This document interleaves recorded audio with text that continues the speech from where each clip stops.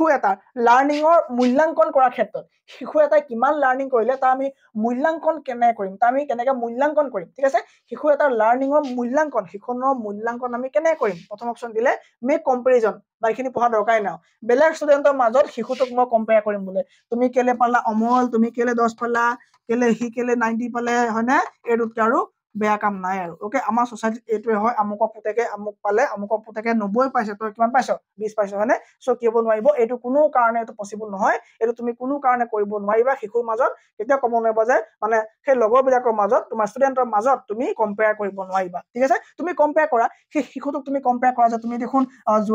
যোৱা উইকৰ পৰীক্ষাত তুমি দেখোন 30 পাইছিলা এবাৰ 20 হে পালা সো নিজৰ লগত কম্পেৰিজন হ'ব ঠিক আছে নিজৰ লগত কম্পেৰিজন হ'ব তুমি কোনো ধৰণৰ লগৰ লগত কম্পেয়াৰ কৰিব নোৱাৰিবা ঠিক আছে আৰু আমি নিজকো কম্পেয়াৰ কৰিব নালাগে বেলেগৰ 90 নম্বৰ পেজটোৰ লগত বেলেগৰ 90 নম্বৰ পেজটোৰ লগত আপোনাৰ 5 নম্বৰ পেজটো কিয় কম্পেয়াৰ কৰিছে 5 নম্বৰ পেজটো কিয় কম্পেয়াৰ কৰে যে আপুনি ভাবে যে মই ইমানে পাইছো আমকেটো ইমান পাইছে মই কিয় পোৱা নাই তেওঁলোকৰ আৰম্ভণিটো চাব আপুনি কেতিয়া পৰা হৈ আছে আৰু আপোনাৰ পেজ নাম্বাৰটো চাব ঠিক আছে সো আপুনি ষ্টাৰ্ট কৰিছে আৰু তেওঁ 90 ষ্টেজ পাৰ হৈ গ'ল সো 90 ষ্টেজ পাল আপুনি হয়তো তাতকে বেটাৰ লৈ যাবলৈ আছে ঠিক আছে সো কথা এইটো যে বেলেগৰ 25 নম্বৰ চেপ্টাৰ আপোনাৰ 10 নম্বৰ চেপ্টাৰ কেতিয়াও কম্পেয়াৰ কৰা দৰকাৰ নহয় বা জৰুৰী নহয় সো আপুনি এটা চাব লাগে যে আপুনি কালিতকে আজি বেটাৰ হয় নহয় দ্যাটছ ইট আৰু কৈছে যে এই মাৰ্জিনালাইজ ষ্টুডেন্ট যিবিলাক তোমাৰ পিছ পৰুৱা ল'ৰা ছোৱালীবিলাক তুমি কি কৰিবলৈ কৈছে টিউশন ল'ব কৈছে হোম টিউশন ল'বলৈ তোমাক ক'বলৈ কৈছে নো অসম্ভৱ মানে তুমি হোম টিউশন ল'বলৈ ক'ব নোৱাৰিবা আৰু চৰকাৰী শিক্ষক শিক্ষয়িত্ৰীসকলে চৰকাৰী মানে কামৰ বাহিৰে তেওঁলোকৰ স্কুলৰ বাহিৰে বেলেগকে হোম টিউশনো ল'ব নোৱাৰে ঠিক আছে চৰকাৰী স্কুলৰ টিচাৰে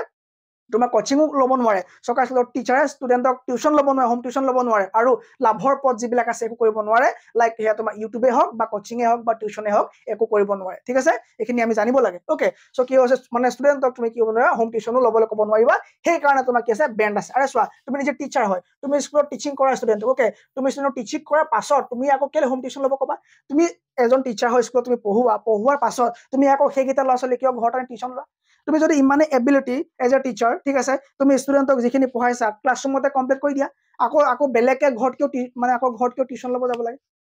ঠিক আছে তুমি পঢ়াই আছা পুৰা প্ৰপাৰ টপিক এটা পঢ়াই আছা ওকে তুমি ইলেক্ট্ৰিচিটি পঢ়াই আছা ঠিক আছে তাৰ ভিতৰত তুমি ইলেক্ট্ৰিচিটি তোমাৰ তাত বুজি নাপায় আকৌ তুমি কয় টিউশন মই ঘৰত ল'ম হ'বই নোৱাৰে ঠিক আছে সেইটো কি হ'ব নোৱাৰে তুমি কৰিব নোৱাৰিবা সো টিউশন ল'ব নোৱাৰিব টিচাৰ্ছে ক'ত যিবিলাক তেওঁলোকে চৰকাৰী স্কুলত জব কৰি থাকে তাৰ মানে তুমি এইটো কি হ'ব শিশু মানে ষ্টুডেণ্টে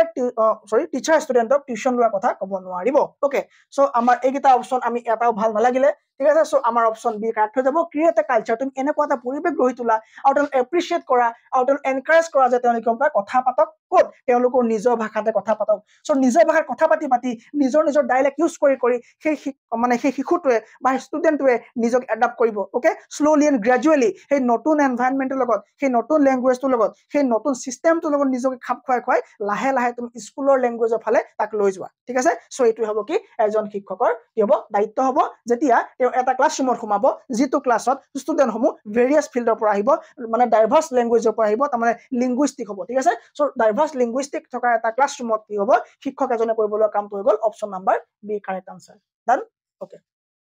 মই ভাবো যে প্ৰতিজন শিক্ষকৰ 2 বছৰ মোৰ এক্সামো হ'ব লাগে কমেন্ট দিবতে মোক মানে বহুতে সো বেয়া পালে উপায় নাই কাৰণ মই নিজে পাইছো আমাৰ কোচিংত যি মোৰ ষ্টুডেণ্ট আছে তেওঁলোকৰ স্কুলত কি লিখায় আমি গম পাইছো আৰু তেওঁলোকে কি কৰে আমি লিখোৱা নোটছ বিলাক তাত লিখিব নিদিয়ে ঠিক আছে আমি যিবোৰ নোটছ লিখা আমাৰ কোচিংত সেইবোৰ বোলে তেওঁলোকৰ মতে নহ'ব সো কাটি দিয়ে আনসাৰ বিলাক